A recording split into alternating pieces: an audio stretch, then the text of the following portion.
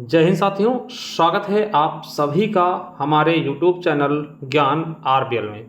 दोस्तों, आपको पता है हम पेट की क्लासेस देख रहे थे और पेट की क्लास में हम देख रहे थे हिस्ट्री। और हिस्ट्री का दोस्तों ये अंतिम क्लास है। पूरा का पूरा इतिहास हम इस वीडियो से समाप्त कर देंगे, ठीक है। इसके बाद दोस्तों हम आंदोलन शुरू करेंगे, ठीक है। आंदोलन शुरू नहीं मतलब कि पढ़ाएंगे आंदोलन, ठीक। शुरू नहीं करना है, पढ़ाना है, ठीक है। तो साथियों, आंदोलन की भी मुश्किल से 10 क्लास के अंदर अंदर ही हम सोचेंगे कि उसको पूरा समाप्त कर दें, ठीक है।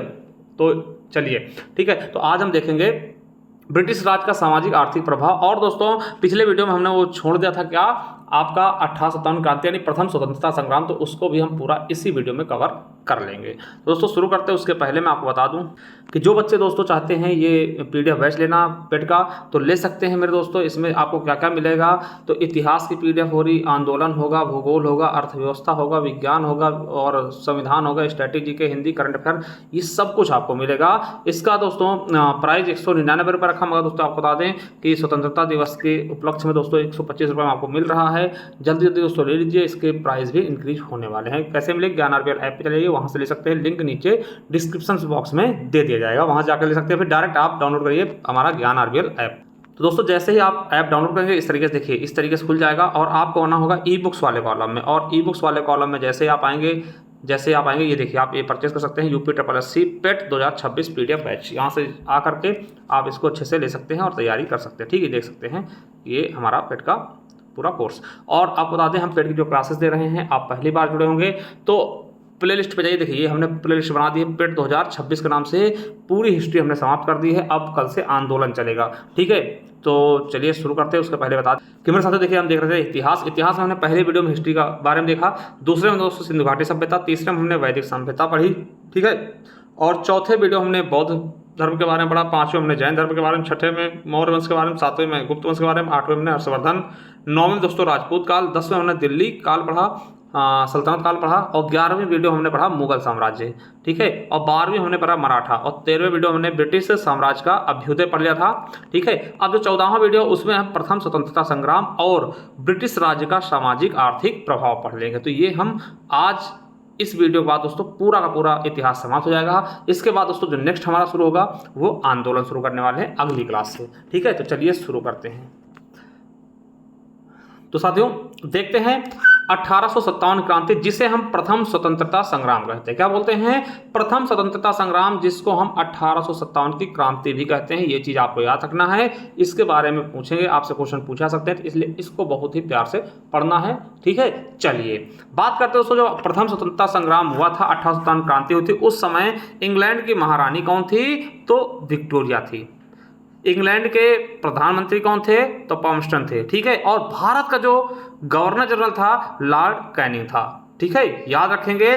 और आपसे पूछेगा कि प्रथम स्वतंत्रता संग्राम का प्रतीक चिन्ह क्या था दोस्तों, जो उस समय जो फ्रीडम फाइटर थे वो किस चीज के चिन्ह पर बिलीव करते थे, दोस्तों कमल का फूल और रोटी, दोस्तों ये दो इनके प्रतीक थे, ठीक है। अब विद्रोह हुआ क्यों, इसके कई सारे कारण बताए। जैसे आर्थिक कारण क्या था, मतलब आर्थिक रूप से क्या था, तो अंग्रेजों द्वारा कर वसूला जाता, जिससे तो जनता क्या थी, असंतोष थी, है ना भाई। उनको मौका चाहिए था विद्रोह करने के लिए, कर वसूली से लेकर के और भी चीजें दोस्तों, है ना, प्रताड़ित करने से। तो आर्थिक कारण क्या हुआ, कर वसूली, है ना, ज्यादा कर वसूली। जैसे जबरदस्ती आपसे नील खेती करवाते थे, है ना, और आपसे लगान बहुत ज्यादा वसूलते थे। उनको ये नहीं समझ में आता था कि भैया अगर मान लिया अकाल पड़ेगा तो लगान में कुछ छूट दे दिया, ऐसा कुछ भी नहीं करते थे, जिसकी वजह से जनता में रोष व्याप्त था, ठीक है। सामाजिक कारण, देखिए सामाजिक कारण में क्या था, जैसे कुछ प्रथाएं चली आ रही थी, जैसे सती प्रथा चली आ रही थी, उसको बंद करवा दिया।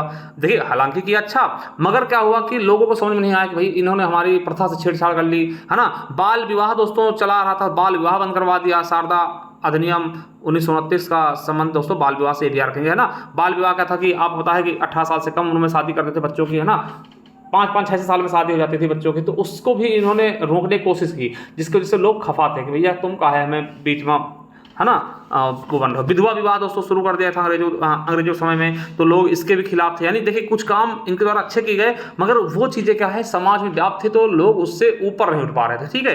तो ये इसका भी ये भी कारण बना, है ना। चलिए धार्मिक कारण क्या था दोस्तों, ये लोग धर्म परिवर्तन करवाते थे। ईसाई बन जाओ, ये आप ईसाई बन जाओ तो आपको ये मिल जाएगा।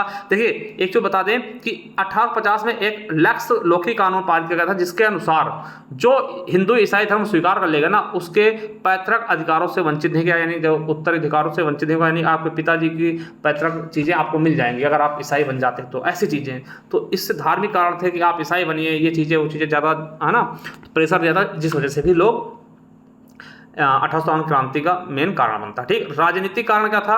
सहायक संधि दोस्तों, लॉर्ड वेलेजली की सहायक संधियां, जैसे किसको किसको मिला था? हैदराबाद को 1798 में, और मैसूर तंजौर को 1799 में, 1801 में अवध और पेशवा को, फिर बरार के भोसले को 1803 में, और सिंधिया को दोस्तों 1804 में। ठीक है, समझ रहे हैं। और दोस्तों हड़प नीति, है ना, डॉक्ट्रिन ऑफ लैब, डलहौजी थी, हड़प लेता था पूरा, आपको बता दें हड़प भी लेता था पूरा, है ना, राज्य हड़प लेता था। जैसे अवध को उन्होंने कुशासन का आरोप लगाया, डलहौजी द्वारा दोस्तों कब्जा कर ब्रिटिश ब्रिटिश आक्रमण का सबसे अनुचित कार्य था दोस्तों। ये क्वेश्चन आपके पेट में पूछा गया, सबसे खतरनाक तरीके से अवध को मिला था, कहता कि शासन सही नहीं, कुशासन चल रहा ना यहाँ पे। चलिए, इसके अलावा दोस्तों पंजाब को, पेगू को और सिक्किम का दोस्तों विलय करता है, और दोस्तों जो विलय का अधिकार द्वारा इसको मिला जाता है, जैसे सतारा, जैतपुर, संभल, बघाट, उदयपुर, झांसी, नागपुर को व्यवगत के नीति द्वारा छीन लेता है, और तंजौर और कर्नाटक को नवाबों की उपाधियां छीन ली गई थी दोस्तों। ये कारण भी बहुत तेजी से इसके बने थे। अगला कारण सैनिक कारण। सैनिक कारण क्या था दोस्तों? तो कैनिंग क्या करता था दोस्तों? कैनिंग सरकार ने सामान्य सेवा भर्ती अधिनियम 1856 पारित किया, जिससे सैनिकों में असंतोष फैल गया। इसमें क्या होता था कि भारतीय सैनिकों के साथ भेदभाव होता था, जिसके कारण सैनिक भी परेशान थे। ठीक है, और तात्कालिक कारण जो सबसे तगड़ा कारण था, जिससे दोस्तों क्रांति समय से पहले शुरू हो गई थी, चर्बी लगे कारतूस। ठीक, आपने बचपन में पढ़ा होगा चर्बी लगे कारतूस। तो एक महान दोस्तों मंगल पांडे जी होते हैं, उनके द्वारा इसका शुरुआत किया जाता। क्या? 28 मार्च 1857, डेट याद रखिए, 28 मार्च 1857 को बैरकपुर छावनी के 34वीं रेजिमेंट के सिपाही मंगल पांडे, क्या शहीद मंगल पांडे, चर्बी वाले कारतूस का विरोध किया, और देखिए जबरदस्ती करने पर कि नहीं आपको चलाना ही पड़ेगा, अपने लेफ्टिनेंट बाग को गोली मारकर उनकी हत्या कर दी, और सर्जेंट ह्यूसन को भी गोली मारकर घायल कर दिया था, जिसके कारण दोस्तों 8 अप्रैल 1857 को मंगल पांडे जी को फांसी दी जाती है। और यहीं से दोस्तों ये चीजें, विद्रोह बहुत तेजी से बढ़ता। तो ये तात्कालिक कारण था जिसमें तुरंत आग लगाने काम किया दोस्तों मंगल पांडे। ठीक है, याद रखेंगे मंगल पांडे जी को। ठीक है, चलिए अब देखिए क्रांति का प्रारंभ कैसे होता। क्रांति का प्रारंभ कैसे होता है आपको बता दें कि 10 मई को लोग मेरठ में एकत्रित होते हैं, और अंतिम मुगल शासक जो थे बहादुर शाह जफर, आपको पता ना, अंतिम मुगल शासक जिनको हम बोलते हैं बहादुर शाह जफर या द्वितीय, को अपना मुख्य नेता बना लेते हैं। कहाँ इकट्ठे होते हैं? मेरठ में। क्वेश्चन यूपीएससी में पूछा गया। अब 10 मई 1857 को पहला स्वतंत्रता संग्राम मेरठ से शुरू होता है। ये मेरठ को, इसीलिए मेरठ को बता दें क्रांति नगरी कहते हैं। क्या बोलते हैं? क्रांति नगरी, क्योंकि क्रांति कहाँ शुरू होती है? मेरठ से। क्रांति नगरी और कैंची नगरी भी बोलते हैं मेरठ को। ठीक है, और स्पोर्ट नगरी भी बोलते हैं ना, क्योंकि यहाँ का स्पोर्ट बहुत फेमस, स्पोर्ट की चीजें बहुत फेमस है। ठीक है, तो मेरठ शुरू होता है। और आपको बता दें बहादुर शाह जफर को हुमायूं के मकबरे से पकड़कर अंग्रेजों द्वारा इन्हें रंगून भेज दिया जाता है। दोस्तों इनको, जब ये बहादुर शाह जफर इसका नेतृत्व करते हैं, इनको अंग्रेज क्या करते हैं? पकड़ते हैं। कहाँ से? छिप जाते हैं दोस्तों आपके हुमायूं मकबरा में, वहां से इन्हें पकड़ के इनको बच्चे को दोस्तों रंगून भेज देते हैं म्यांमार। ठीक, और उनकी वहीं पर मृत्यु होती है। ठीक है, चलिए अब इतिहासकारों का मत क्या है? जैसे आरसी मजूमदार कहते हैं कि 1857 का विद्रोह ना तो पहला था, ना ही राष्ट्रीय था, और ना ही स्वतंत्रता संग्राम था। वहीं टीआर होम्स क्या कहते हैं? ये सभ्यता एवं बर्बरता का संघर्ष था। ठीक है, चलिए अब दोस्तों कुछ जो पुस्तकें हैं 1857 से संबंधित कभी पूछ जाती हैं, जैसे ब्रिटिश, पहला है ब्रिटिश पैरामाउंटसी एंड इंडियन रेनेसांस, ये किसकी है? तो आरसी मजूमदार की। वहीं 1857 यानी 1857 किसके? सुरेंद्र नाथ सेन की है। और the Indian war and independent 1857 ये बीडी सावरकर जी की है। और 1857 द ग्रेट रेबेलियन, है ना, ये किसकी? अशोक मेहता की है। और आप बता दें द डेविल्ड विंड जो 1857 के विद्रोह के दौरान नाना साहब की कहानी बयां करती है, वह मनोहर माल गोनकर द्वारा लिखी गई। दोस्तों ये भी आके देखिए होमगार्ड में ये पूछा गया है। तो ये कुछ बुक्स हैं 1857 क्रांति से मतलब जुड़ी हुई, तो इनको भी याद कर लेंगे। ठीक है, चलिए अब दोस्तों इनका जो प्रमुख केंद्र था, किसने कहाँ पर इसका नेतृत्व किया 1857 क्रांति का? क्योंकि देखिए देश बहुत बड़ा था, हर जगह से कोई ना कोई प्रमुख नेता निकला जिसने 1857 क्रांति का नेतृत्व किया।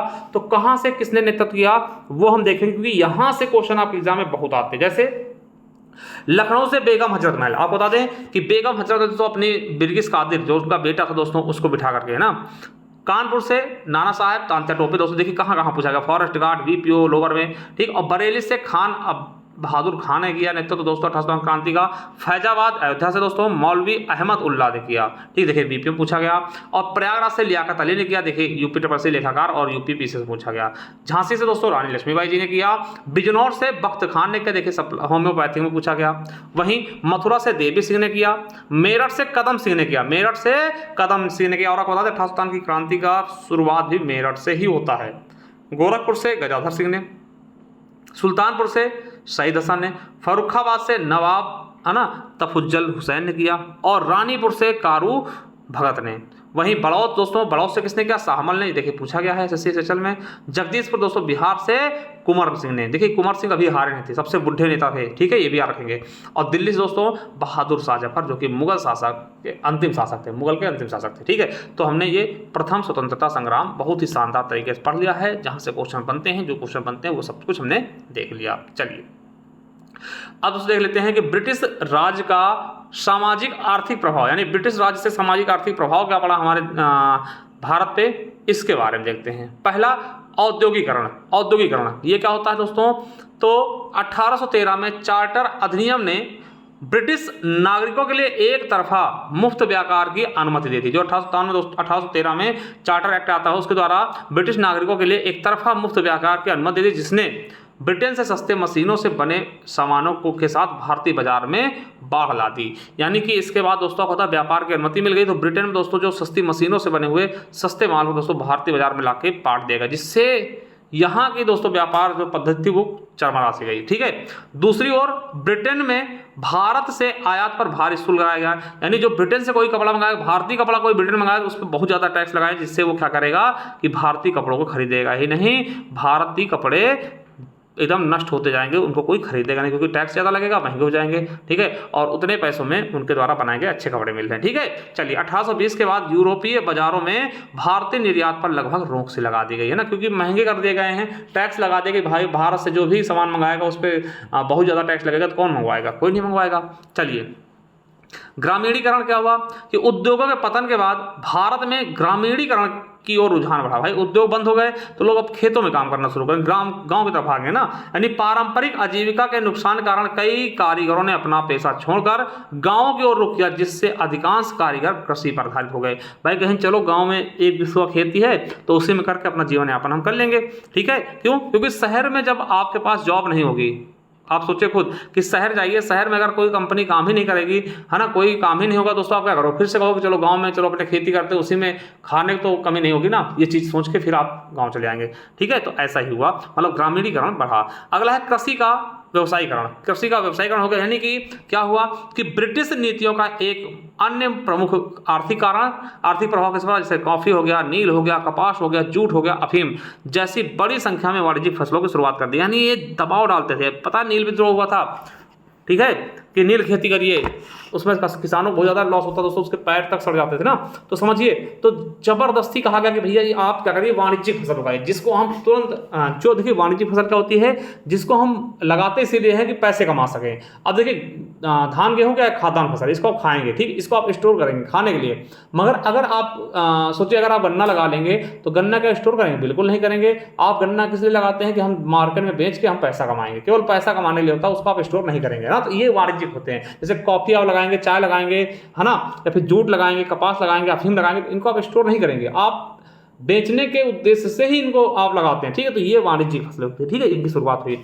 आपको बता दें कि भारतीयों को नील की खेती करने और अंग्रेजों द्वारा निर्धारित शर्तों पर बेचने के लिए मजबूर किया गया, भैया कि नील खेती करिए, मजबूर कर दिया गया, है ना, तिनकठिया प्रथा आपने देखा होता ना, और अंग्रेजों द्वारा निर्धारित जो मूल्य होता था उन्हीं पे आपको बेचना मजबूरी कि आप बढ़ा के भी नहीं बेच सकते थे, ये चीज समझिए, ठीक है। अगला है भूमि के स्वामित्व के हस्तांतरण की गति, जिससे भूमिहीन मजदूरों की संख्या बढ़ती जा रही, मतलब भूमि कब्जा कर लेते थे अंग्रेज ना, तो दोस्तों इससे समझिए कि ज्यादातर लोग भूमिहीन होते चले गए, ठीक है। अगला है वाणिज्यिक फसलों के उत्पादन कारण खाद्यान्न फसलों में कमी, जिससे कारण बार बार अकाल पड़ा था। बिल्कुल भाई, जब आप जबरदस्ती कॉफ़ी, नील, कपास, अफीम, जूट उगाने को बोलोगे, चावल गेहूं उगेगा नहीं तो जाहिर सी बात है खाद्यान्न कमी आएगी, और खाद्यान्न कमी आएगी तो अकाल पड़ेगा दोस्तों, भूखे, है ना, ये चीज़ें। चलिए अगला है परिवहन और संचार। जब हम परिवहन और संचार की बात करते हैं तो अंग्रेजों ने अंतर्देशीय क्षेत्रों को निर्यात बंदरगाहों से जोड़ने के लिए रेलवे की शुरुआत की ताकि ब्रिटिश माल की आवाजाही को सुगम बनाया जा सके। देखिए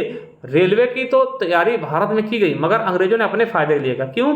क्योंकि उनको सामान ले जाना एक स्थान से दूसरे स्थान में बहुत महंगा पड़ता था, बहुत समय लगता था, तो उन्होंने ट्रेन चालू करवा दी कि जिससे सामान एक स्थान से दूसरे स्थान पर आसानी से पहुंच सके। ठीक है, तो कहीं ना कहीं इन्होंने अपने फायदे के लिए किया। कब चलाया? तो याद करें 16 अप्रैल 1853 को पहली बार दोस्तों मुंबई के बोरीबंदर से लेकर के थाड़े के बीच चलाई गई थी। ठीक 34 किलोमीटर के आसपास था इसका वो, और ब्लैक क्वीन नामक इंजन लगाया गया था। तो ये चीज़ आप याद रखेंगे। लॉर्ड डलहौजी के समय, किसके? लॉर्ड डलहौजी, ये लिख लीजिएगा थोड़ा सा, है ना, डलहौजी के समय, वही हड़पनीत वाला, उसके समय दोस्तों चलवाया गया। ठीक है, तो ये याद रखेंगे कि ट्रेन की शुरुआत की गई। अगला सामाजिक प्रभाव क्या पड़ा? तो सामाजिक प्रभाव की अगर मैं बात करता हूँ साथियों, तो 19वीं शताब्दी में कन्या भ्रूण हत्या, बाल विवाह, सती प्रथा, बहु विवाह और जाति व्यवस्था जैसी सामाजिक प्रथाएं जहां प्रचलित महिलाओं के साथ जीवन के सभी चरणों में भेदभाव किया जाता था। ठीक है, फिर क्या हुआ? राजा राम मोहन राय आए, सर सैयद अहमद खां आए, अरोड़ा आसफ अली जैसे नेताओं के नेतृत्व में आंदोलन सामाजिक एकता की तलाश करते थे और स्वतंत्रता, समानता और बंधुत्व की ओर प्रयास करते थे। वहीं बता दें कि राजा राम मोहन राय के प्रयासों से 1829 में विलियम बेंटिंक द्वारा सती प्रथा का अंत भी कर दिया जाता है। ठीक है, और 1872 में एक कानून पारित किया गया जिससे अंतर जाति और अंतर सांप्रदायिक विवाह को वैध बनाया, है ना, कि आप अंतरजातीय विवाह कर सकते हैं, है ना, सांप्रदायिक विवाह भी कर सकते हैं। और ईश्वर चंद्र विद्यासागर की सहायता से 1856 में लॉर्ड डलहौजी द्वारा विधवा पुनर्विवाह अधिनियम भी पारित कर देगा। यानी कि कोई विधवा है दोस्तों, उसको भी जीने का अधिकार है, उसको भी दोबारा शादी करने का अधिकार है। और दोस्तों इसकी शुरुआत ईश्वर चंद्र विद्यासागर ने एक विधवा से शादी करके किया भी था। ठीक है, और बलि प्रथा को हार्डिंग द्वारा प्रतिबंध कर दिया गया था कि बलि किसी को नहीं दी जाएगी। ठीक है, चलिए शिक्षा की बात करते हैं। तो भारतीयों को अंग्रेजी शिक्षा में शिक्षित किया गया ताकि उन्हें सस्ते क्लर्क मिल सके। देखिए एक चीज समझिए, अंग्रेजों को तो हिंदी आती नहीं थी। ठीक है, तो उन्होंने क्या सोचा कि अब देखिए काम करवाएंगे तो इंग्लिश में करवाएंगे। तो उन्होंने सोचा कि अगर कोई अंग्रेज हम लाएंगे इंग्लैंड से तो भैया वो तगड़ी सैलरी लेगा, खूब सैलरी लेगा। भैया हम भारत जाएंगे काम करने, हम सैलरी तगड़ी लेंगे ना, खूब ज़्यादा सैलरी लेंगे। मगर अंग्रेज सोचा कि अगर हम यहीं पर अंग्रेजी सिखा दे लोगों को तो वो हमारे लिए सस्ता काम करेंगे, क्लर्क अच्छे बन जाएंगे ना, क्योंकि इंग्लिश उनको आ जाएगी और हमें कम पैसों में यहीं पर मिल जाएंगे, क्योंकि इतनी बेरोजगारी है, भूखे मर रहे हैं, तो ये फ्री में कर देंगे। फ्री में क्या, तो कम पैसों में कर देंगे ना। तो इसीलिए अंग्रेजों ने इनको अंग्रेजी शिक्षा देनी शुरू कर दी, तो क्योंकि सस्ते क्लर्क मिल सके। और 1813 में चार्टर अधिनियम ने भारत में पश्चिमी शिक्षा को बढ़ावा देने के लिए 1 लाख रुपए प्रतिवर्ष खर्च करने की भी मंजूरी दी गई। 1854 में वुड्स डिस्पैच ने सरकार से जनता की शिक्षा की जिम्मेवारी लेने को कहा तथा सभी प्रांतों में शिक्षा विभाग स्थापित किए गए। और 1857 में कलकत्ता, मद्रास, बॉम्बे में संबद्ध विश्वविद्यालय खोले गए। ठीक है, तो ये चीज़ें आपको समझ में आनी चाहिए।